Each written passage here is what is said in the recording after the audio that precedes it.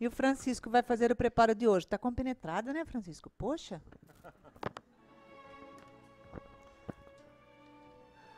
Boa noite a todos. Hoje é o capítulo 55 do livro Vida Feliz, psicografado por Divaldo Franco, de Joana de Ângeles. Não troques a paz da tua consciência de amanhã pelo prazer corruptor de hoje. O que não é moral jamais proporcionará harmonia. Fugidio e devorador passa rápido, deixando ácido de insatisfação a queimar o corpo e sombra de remorso na consciência magoada. Permanece sedento, mas não arrependido. O que experimentaste não te atormenta. O que te falta agora, mais tarde chegará bem para a tua satisfação. Difícil na sociedade de hoje é saber o que é corrupção, o que é moral.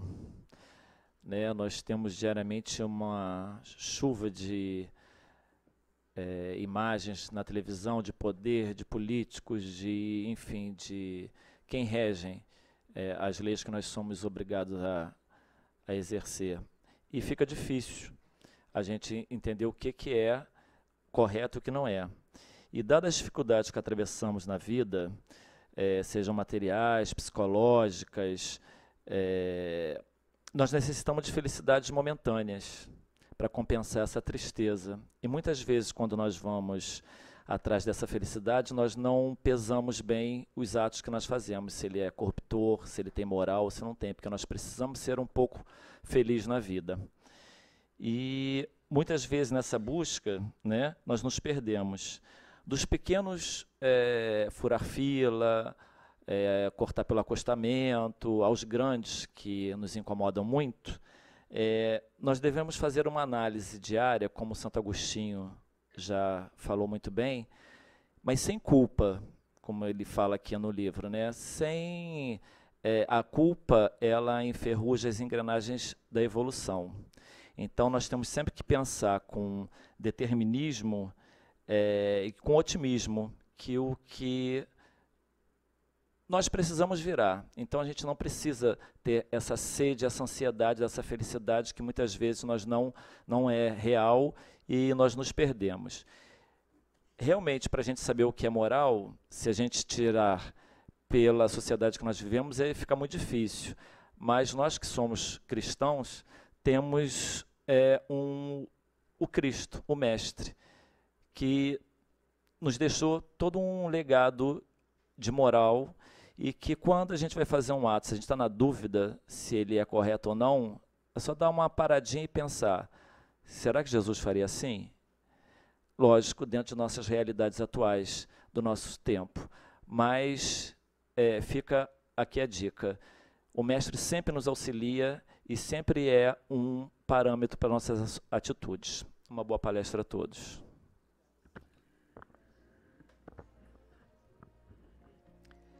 Jesus, amado Mestre, amigo, que nos envolve nesta noite de hoje, onde buscamos o acolhimento em Ti, Senhor, para serenar os nossos corações. Pedimos-lhe, como também pedimos a nossa mentora, Joana de Ângeles, que com o seu carinho, a sua inspiração, envolva o Nelson Tavares, trabalhador da casa, nos estudos da noite de hoje. Graças a Deus.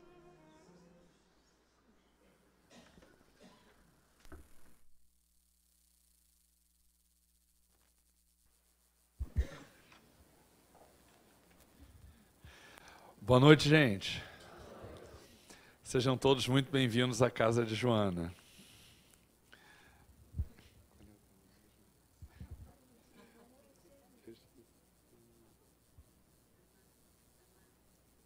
Isso. Gente, eu esqueci o tema, que hoje não é minha, tá, gente? Eu tô pedindo piedade aí, que hoje eu tô no plano B. Gente do céu. Amar ao próximo, né? Amar ao próximo como a si mesmo. É isso. A minha sorte é que hoje a gente falou de caridade mais cedo, então dá para, né, fazer aí um link de coisa. Eu falei, gente, eu falei para ela hoje quando acordei, eu falei, gente, só me falta hoje. Aí ela disse assim, viu, você pediu, então só estava faltando, não falta mais. Sabe quando você intui? Né? Pois é. Vamos lá. Quando a gente tem a leitura, amar ao próximo como a si mesmo, a gente tem sempre a ideia, adequada ideia, de que a gente deve tratar as pessoas da mesma maneira como a gente gostaria de ser tratado. Que a gente deve oferecer para as pessoas aquilo que a gente gostaria de receber. Essa é uma equação justa na medida em que a gente se comporta com o outro como a gente gostaria de ser, a gente vai tratar bem, porque todos nós, que não temos nenhuma orientação patológica, né, a gente quer ser tratado bem. Então, é uma forma de dizer, trate a todos da melhor maneira possível. Eu tenho uma certa implicância com esse negócio de tratar as pessoas como você gosta, porque eu parto sempre do pressuposto de que as pessoas não podem ser tratadas da mesma maneira. Em direito, a gente tem uma máxima que é muito clara nesse sentido. Tratar alguém com igualdade não é tratar todo mundo igual, mas é tratar os iguais de maneira igual e os desiguais de maneira desigual, na medida da desigualdade.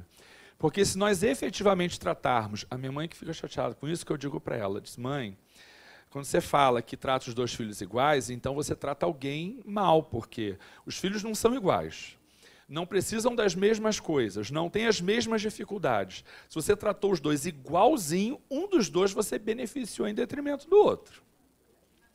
Né? Então essa fala do pai e da mãe, não tem gente que repete isso?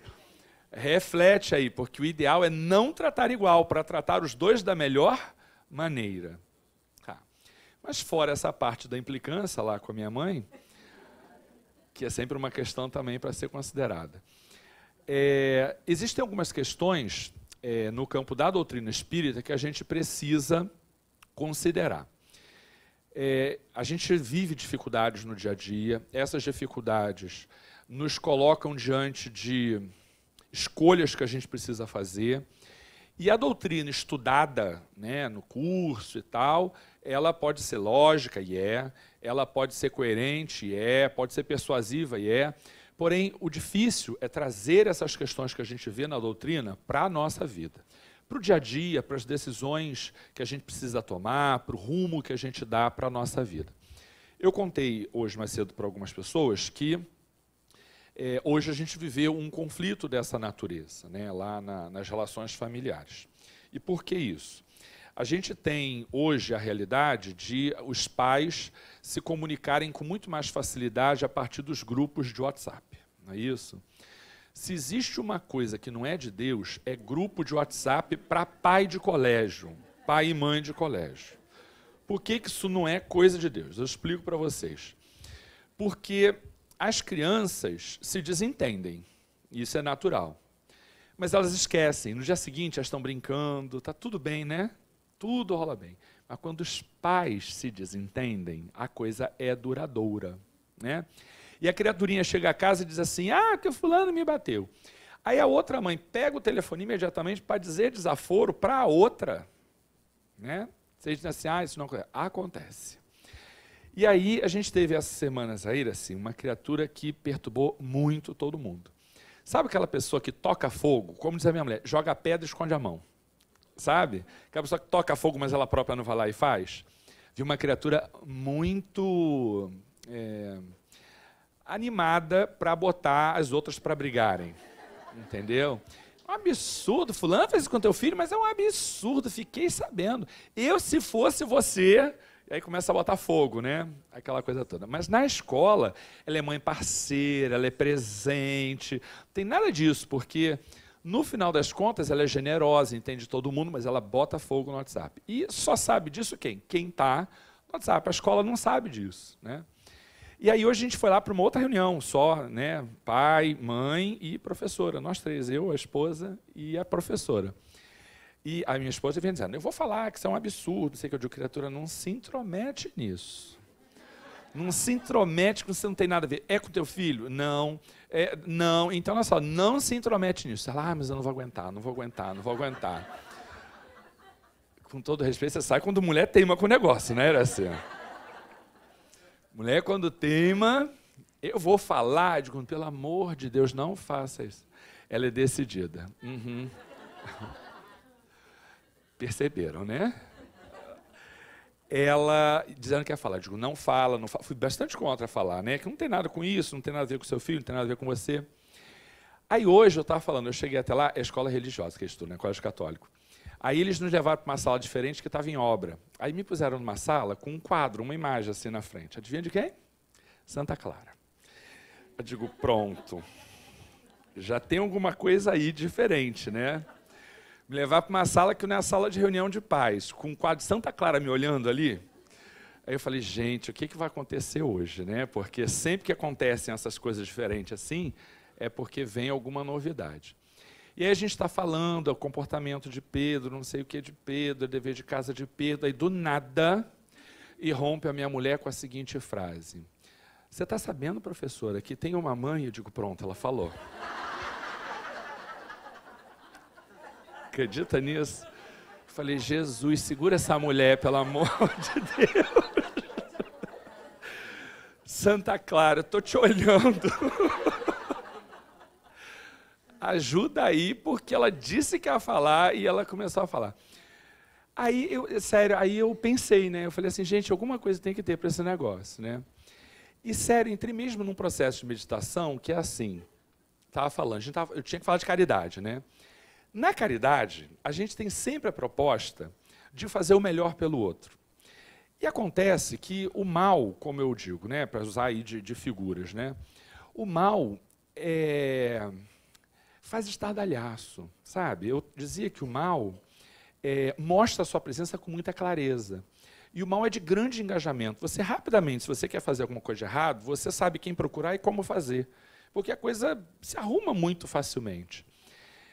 Só que aqueles que estão engajados no projeto do bem têm mais dificuldade desse engajamento. Talvez porque o próprio cristianismo, desde o início, diz faça, mas não fale o que você está fazendo, seja discreto, não faça da prática do bem motivo de orgulho. E então a gente começa a pensar assim, então a gente tem que fazer, tem que ficar quieto. Tudo bem, é assim, a caridade pressupõe que a gente não fique tromboteando que a gente está fazendo alguma coisa adequada. É verdade, é assim mesmo. Porém, outra coisa que não tem nada a ver com ficar falando aquilo que faz, aquilo em que se engaja, é a gente estabelecer comportamentos de coesão. São comportamentos em que as pessoas se unem em torno de um objetivo comum. Isso é mais do que adequado, isso é desejável. Aliás, essa é uma questão que marca normalmente algumas outras religiões. Algumas outras religiões são muito coesas, né? Eles se procuram, se auxiliam e tal. E o espírita, porque não tem que ter este olhar, né, de uma religiosidade tacanha, voltada para apenas beneficiar aqueles que lhes são próximos. A gente não trabalha muito isso. Mas acontece que a gente vem vivendo momentos difíceis. E esses momentos difíceis exigem de nós um comportamento enérgico. Mais de uma vez eu sustentei com vocês a ideia de que a gente precisa ser enérgico naquilo que nos cabe. Quando alguma coisa nos é trazida na condição de função, de atividade, de trabalho, a gente precisa se engajar com outras pessoas que almejam a mesma finalidade. E a gente, na prática da caridade, vamos simbolicamente chamar na prática do bem, a gente é menos engajado. Quer dizer, cada um vai fazendo seu trabalho, mas sozinho e tudo mais. E aí eu pensei exatamente isso.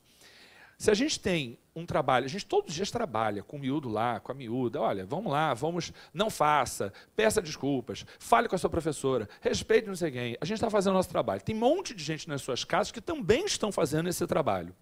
E tem uma pessoa que consegue, por uma ação não ética, desorganizar isso. Ela consegue desestruturar um trabalho que muita gente faz e que é difícil e que exige energia, exige dedicação. O que isso representa? Representa que a gente não pode ser tão tímido diante de circunstâncias dessa natureza. E eu falei, sabe de uma coisa? Ela está é certa. Tem que falar. Porque se a gente quer que a escola seja um espaço de crescimento adequado para essas crianças, se a gente quer que a escola seja lugar de exemplificar tudo aquilo que a gente prega para eles, como é que a gente vê alguém trabalhando em sentido contrário, desestruturando tudo aquilo que se planta e a gente se omite diante disso? Sim, eu acho que ela, no final das contas, não está errada, danada. Não está errada. Tem que ter cuidado como se faz, tem que ter cuidado na abordagem, mas sabe o que eu acho que tem que falar mesmo? E aí, enquanto eu estou pensando nessas coisas, já está quase terminando de contar a história. Né? Que homem pensa devagar, uma coisa de cada vez, vai aquela coisa bem... Tá. E aí eu disse assim, meu amor, mostra para ela as mensagens do WhatsApp. Ela me olhou até com uma cara estranha, como quem diz, ué, você queria que eu não mostrasse, né? Sabe, que ela não queria nem que falasse. E aí eu falei assim, não, sabe por quê? É porque eu conheço vários pais e várias mães, e todos eles trabalham para que os seus filhos, aqueles que nos são mais próximos, para que seus filhos venham bem, se constrangem quando os seus filhos fazem alguma coisa de errada na escola. Então, quando alguém diz coisas do tipo, quando meu filho apanha, isso aqui, eu digo para ele, senta o braço mesmo, que é melhor bater do que apanhar. Essa pessoa precisa, por alguém, ser chamada a atenção. E aí a gente fez o movimento de falar. A professora ficou extremamente escandalizada com aquilo, porque ela disse assim, como alguém que vem até aqui me agradecer pelo trabalho que eu faço, em casa diz para o filho coisas diferentes que eu prego em sala de aula. Isso é grave, isso é... E quem de nós não vive nas suas relações de trabalho, nas suas relações sociais, pessoas que desagregam? Pessoas cujo comportamento são efetivamente diferentes daquele que a gente gostaria de ter perto da gente, mas não se mostram com clareza. Quando a gente fala que a gente deseja para o próximo aquilo que a gente deseja para si mesmo, não são só coisas boas, porque aquilo que a gente deseja para si, como a própria doutrina esclarece para a gente, que é uma das metas da reencarnação, é a evolução. E nessa meta evolutiva, uma das coisas mais difíceis de fazer, por processos psicológicos bastante complexos, é a pessoa reconhecer-se na sua essência. Grande parte das dificuldades que a gente vive tem a ver com o fato de que a gente não se conhece. Tem a ver com o fato de que a gente cria uma máscara, a gente representa um papel daquilo que a gente gostaria, ou enfim, que pensa ser o que nós somos, e a não compreensão dessa realidade nos tira a clareza de todas as estratégias que a gente traça para melhorar. Porque, repara, se eu tenho como meta existencial ser uma pessoa melhor, mas eu me coloco sempre como vítima das situações que eu vivo, esta dificuldade me tira da compreensão verdadeira daquela situação que eu estou vivendo. Então, a não compreensão de si mesmo é um obstáculo vigoroso para que a gente alcance as nossas metas existenciais. E quando a gente tem pessoas perto de nós que têm distúrbios de conduta, comportamentos desequilibrados, a gente precisa ter muita cautela com como a gente orienta esta pessoa, a vida destas pessoas, junto daqueles que nos são caros. Se a gente não toma cuidado, uma só pessoa consegue fazer muito estrago dentro de um trabalho. O próprio Divaldo, há algum tempo atrás, quando lançou um livro fininho que fala sobre as casas espíritas, lembrava aquilo que muito já se falou, que grande parte das dificuldades que o espiritismo viveria viriam de dentro das próprias casas espíritas, o que não é novidade, porque a estratégia da espiritualidade inferior, que pretende desarticular o movimento espírita, o que é impossível, é exatamente colocar trabalhadores com valores equivocados dentro das casas espíritas. Se não houver alguém com energia para poder trazer cada coisa para o seu lugar, sim, uma pessoa é capaz de fazer muito estrago, até que se a identifique, até que se compreenda quem é quem nessa história. Então, o comprometimento com a verdade é uma coisa que a gente não pode passar como se fosse menor. Ao contrário, Aquele que busca o bem, aquele que deseja um mundo melhor, deve ter comprometimento severo e vigoroso com a compreensão do papel de cada um dentro desses núcleos sociais. Eu contava que na semana passada, eu acho, por volta disso, eu estava no metrô, naquele horário bom do metrô, sabe? O horário... Não metrô aqui, linha 4. Pensa linha 1, 6h30 da tarde, sabe? Eu digo, é um lugar assim, se você quer encontrar Jesus, não procura no metrô esse horário. Porque Jesus não está ali nesse momento. Né? Quem pega o metrô e sabe que ali é puxado. E aí entrou uma criatura super esbafúria, aquele último, assim, né, coisa do fechar das portas, né? Falando ao telefone, ele dizia assim, ah, não, ela não quis fazer, e aí eu tive que molhar a mão dela, tive que dar R$150 para ela fazer. Ah, tá, tchau, estou no metrô, não sei o que, a ligação vai cair, desligou. Eu fiquei pensando, meu Deus, será que só eu me espanto com o fato de alguém dizer que teve que dar dinheiro para alguém fazer o que ela não podia fazer e ninguém fala nada? Será que ninguém se espanta com isso? Será que isso é natural, assim, a ponto de ninguém falar nada? Aí eu falei, eu vou ter que falar. Aí é o meu momento Thaís, né? Thaís é a minha esposa. É o meu momento Thaís. Eu falei, gente, eu vou ter que falar alguma coisa. Nem que seja para apanhar e desencarnar aqui, porque com a quantidade de gente que tem para me bater, vai ser rápido, pelo menos, né? Vai ser mais rápido, se eu apedrejar alguém, vai ser mais rápido, né? Porque, vamos lá. Aí eu falo assim, moço...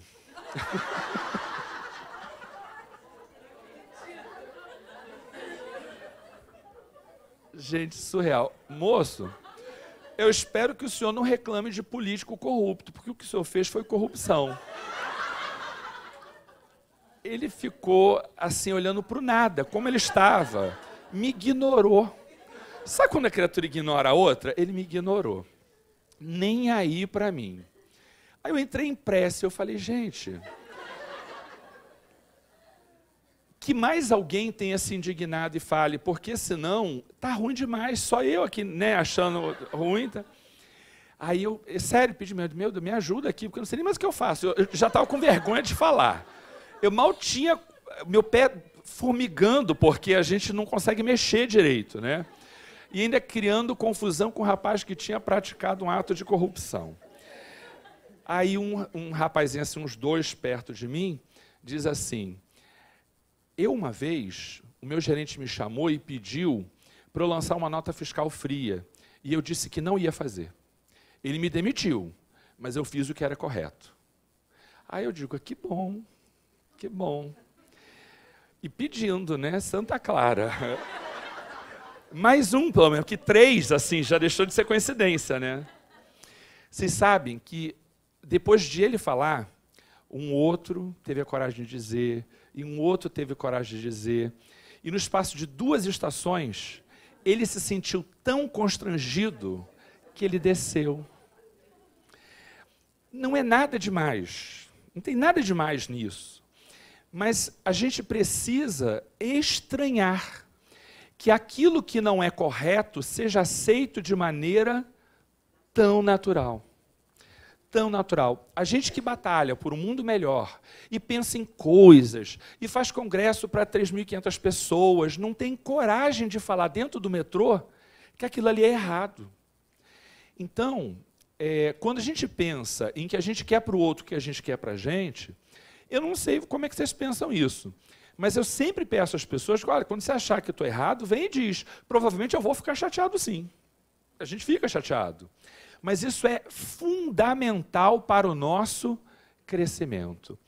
Porque amizade, parceria, relacionamento, não é acolher tudo que o outro faz de cabeça baixa. Isso é conivência, isso é falta de caridade.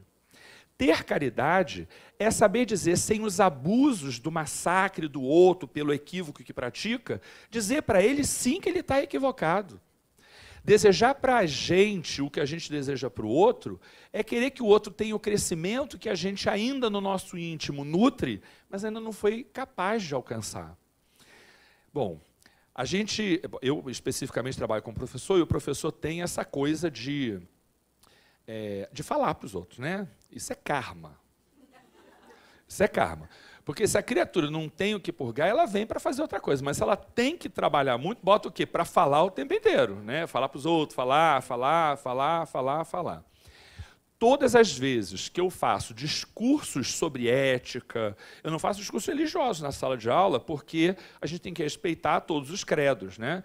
Mas eu faço discursos sobre ética. E a ética é o bem, então, assim, não tem muita diferença no final, né? Eu faço muitos discursos sobre conduta ética, conduta adequada, você tem que fazer aquilo que é correto. E, olha, a resistência que eu enfrento por parte de alguns, de vez em quando, é enorme. Muitas pessoas ainda vão fazer só um curso de direito porque eles querem ocupar determinadas funções públicas em que se ganha muito dinheiro pela corrupção. Uma vez um aluno me disse assim, professor, o senhor me ajuda a corrigir umas redações, não sei o que, eu quero fazer concurso para a polícia. Eu já fico logo tenso, porque a gente, quando gosta de alguém, a gente fica tenso essa pessoa ir para a polícia, porque a gente sabe que não é uma função fácil, né? Aí eu digo assim, mas por que você pensa em ir para a polícia? Ele disse assim, é porque o meu tio é lá de não sei onde, não sei o quê, tem um esquema. Eu disse assim, tomara que você nunca passe. Não vou corrigir a sua redação. Aí o pessoal disse assim, está maluco? Não quer que eu passe? Não quero que você passe. Porque o comprometimento que você vai ter com esta atividade é tão grande que eu prefiro que você não passe e passe necessidades materiais a que você se meta num negócio desse e depois se arrependa. Porque não é qualquer um que tem energia e convicção suficiente para enfrentar as adversidades da vida. Só que alguns dos nossos companheiros encarnam com essa tarefa. Eles vêm para exercer a tarefa do enfrentamento. Em geral, são espíritos acostumados com esse enfrentamento. Como já ouvi dizer a respeito do próprio Papa Francisco, que realiza grandes enfrentamentos. Essa semana eu ouvi o Papa falando da necessidade de cessar fogo na Síria, né? E ele tem feito um trabalho belíssimo do ponto de vista, né, dos acordos internacionais, da intervenção junto aos chefes de Estado, ok. Mas fala-se que os grandes desafios de Francisco não são nas mediações internacionais. Os grandes desafios de Francisco estão dentro da própria igreja, onde a mudança de valores, a semelhante do que o próprio Francisco fez na sua época, não foi fácil. Só que na época de Francisco, as estratégias utilizadas não podem ser mais as mesmas estratégias que hoje devem ser implementadas para a renovação das estruturas, quaisquer que sejam. Então, hoje, a gente precisa de um Papa com uma intervenção diferente. E é uma intervenção que não é fácil. Uma das coisas que o Papa Francisco sempre faz é pedir por ele o quê? Prece. Não sei se vocês já ouviram, ele recorrentemente pede prece por ele. Ele diz, olha, orem por mim. E ele sabe o que está fazendo. Ele sabe o que está pedindo. Porque, efetivamente, é preciso muita prece para realizar um trabalho da envergadura como o que ele realiza. E a gente, nas nossas relações sociais, na casa espírita onde a gente se encontra, isso não é muito diferente, podem acreditar. A gente primeiro precisa orar pelos nossos dirigentes. Tá? Vamos orar por toda a diretoria, porque é sempre um trabalho difícil. Qualquer trabalho de organização, de dirigir, de colocar para frente, são sempre trabalhos muito difíceis, que precisam, sim, de muita força, de muita lucidez, de muito amparo, de muita ajuda, de muito auxílio. Então, vamos orar pelos nossos dirigentes. Mas, antes de tudo, vamos também assumir a responsabilidade. Eu sou muito do discurso de responsabilidade, porque eu acho que é isso que é a lei de causa e efeito. É assumir a responsabilidade, entender que tudo aquilo que a gente vive é consequência de alguma coisa que está ali na nossa conduta causal. Então, a gente precisa ter uma conduta enérgica. Quando eu digo enérgica, não significa de cobrança, não significa de bullying, né, de afastamento, de grosseria, mas a conduta enérgica é de se posicionar com relação a quando a gente vê alguma coisa de errado. Porque o estrago que se faz diante de qualquer conduta equivocada costuma ser largo.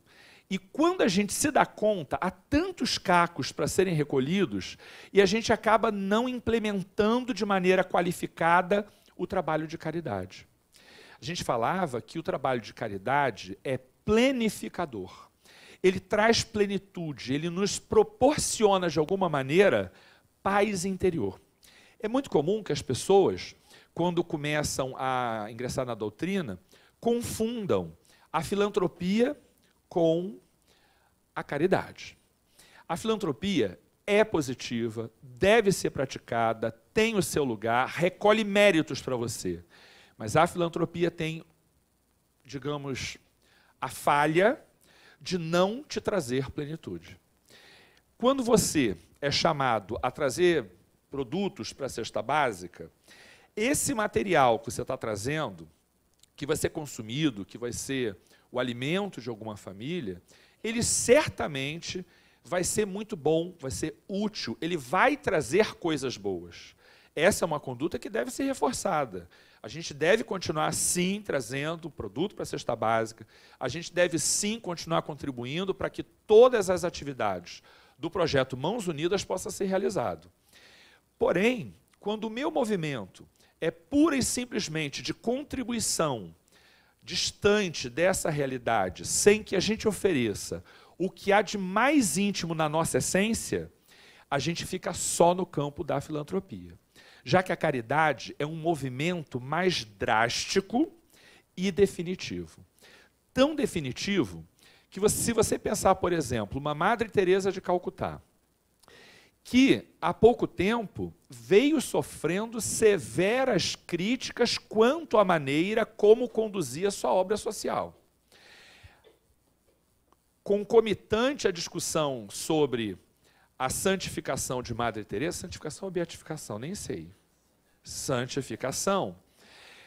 Muitas críticas foram levantadas porque Madre Teresa, dizia-se, aceitava dinheiro de mafioso, aceitava dinheiro de corrupção, ela se tirou fotos, até teve uma história de um político que foi fazer uma doação para o terreno onde ela construiu grande parte da sua obra social, e ela, vamos tirar uma foto, tirou uma foto com ele.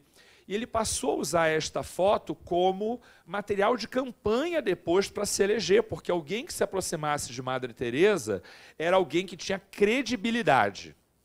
Então, ela foi muito criticada por essas coisas. Acontece, porém, que enquanto muita gente critica, e eu não estou dizendo que a gente deva pegar, por exemplo, o dinheiro do tráfico para trabalhar a obra social, porque os fins não justificam os meios. Mas eu não sei, sinceramente, se Madre Teresa perguntava a origem desse dinheiro, porque a quantidade de problemas, de necessidade, de pobreza, de miséria absoluta que batia à sua porta era tão grande, que a demanda de trabalho talvez não trouxesse para ela uma reflexão sobre a origem daquele dinheiro. Um padre muito amigo de Madre Teresa, que a ajudou substancialmente na organização, porque se tinha uma coisa que ela sabia fazer, era ajudar.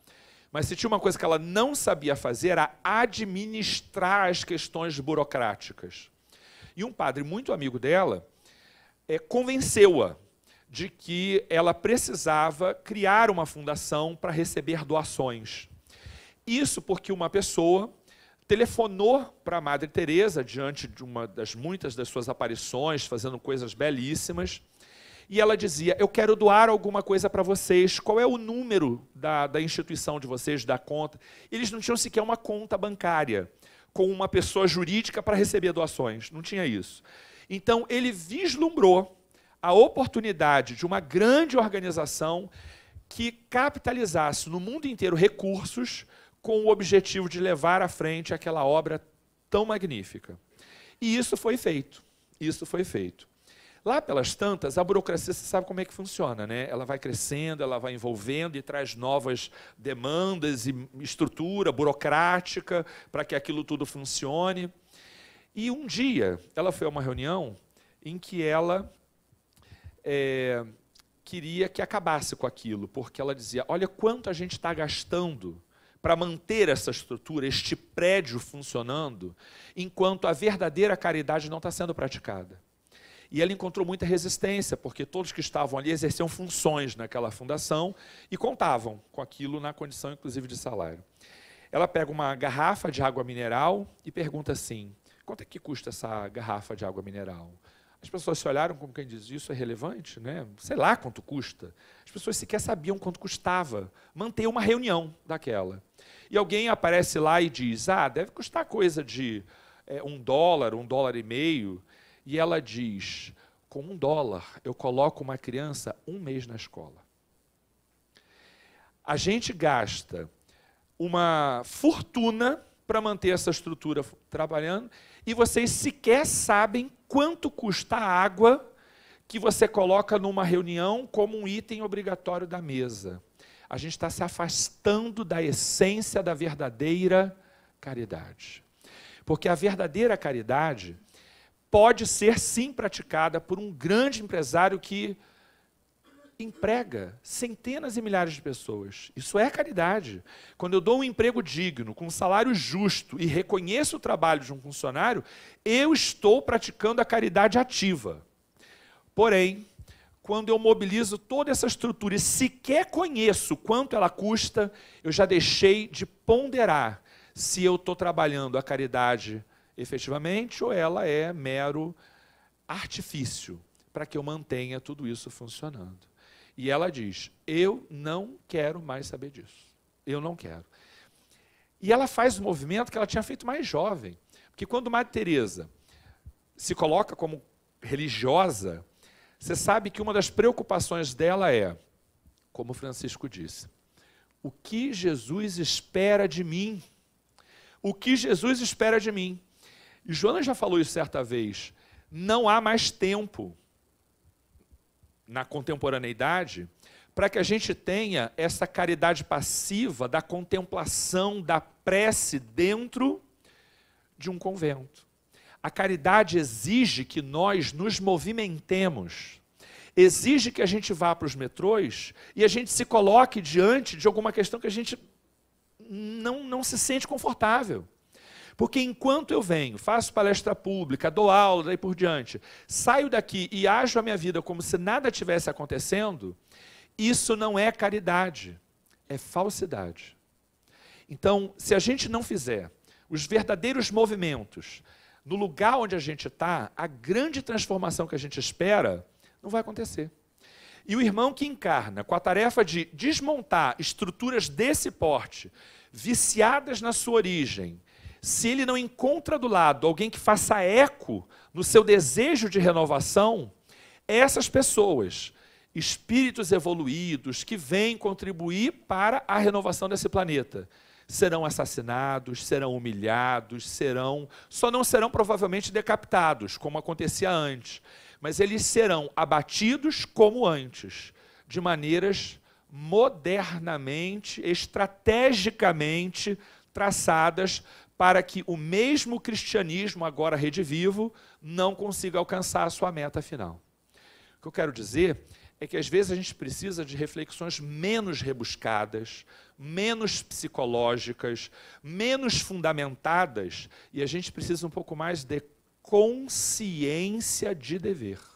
Porque entendo esta consciência, o espaço onde a gente está vai ser melhor, porque aquele copo de guaraná natural que está ali no cantinho, que não era o lugar dele, quando eu passar, eu vou pegar e vou jogar fora, ao invés de reclamar que é um absurdo. Tem muita gente que passa e diz, é um absurdo deixar, olha que isso aqui é lugar de deixar, mas continua, não vai lá e pega. Então, a gente conta muito que venha, numa relação projetiva, um salvador da pátria e faça por nós aquilo que é dever nosso. Nas situações mais simples da vida.